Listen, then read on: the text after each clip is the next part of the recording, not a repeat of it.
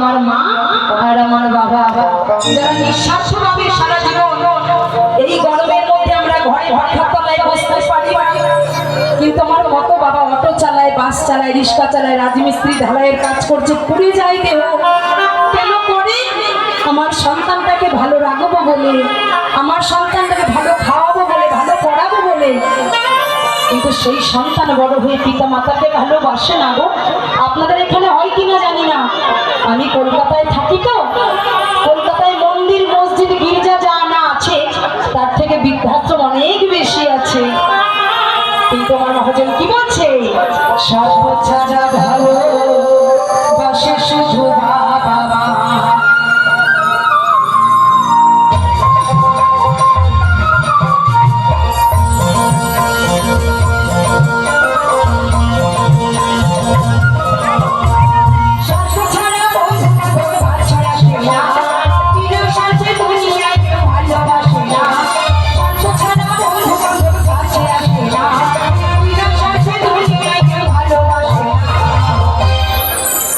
স্বার্থ ছাড়া ভালোবাসে শুধু বাবা, স্বার্থ ছাড়া ভালোবাসে শুধু বাবা মা।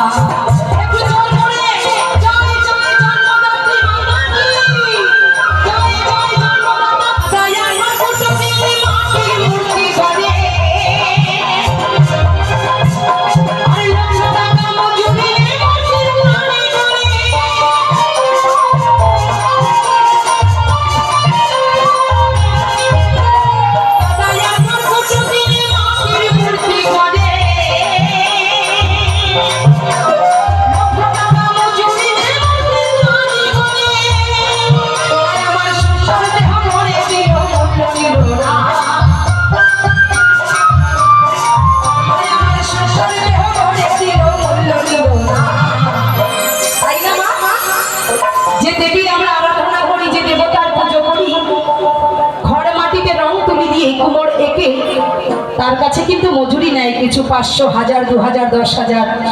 আজ আমার গর্ভধারিণী জননী এই দেহখানা রক্ত মাংস হাড়ে তৈরি করে আমার কাছে 5 পয়সা চেয়েছে, চাইনি গো।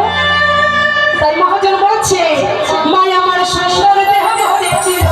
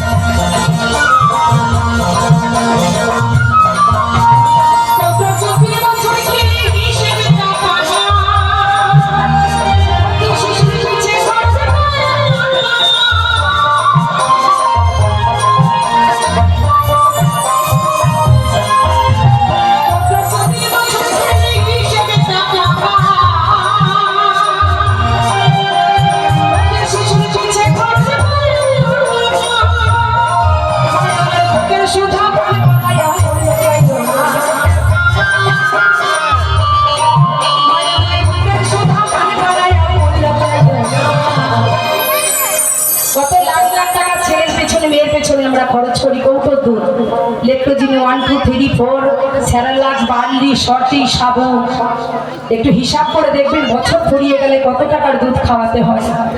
কিন্তু আমার গর্ভধারিণী মা তার রক্তকে দুগ্ধ করে সন্তানকে বড় করে, কিন্তু তার বিনিময়ে মা আমার 1 টাকা চাই নাই।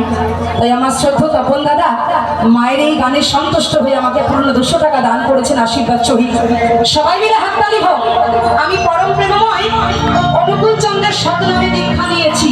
আমার ঠাকুর বলেছে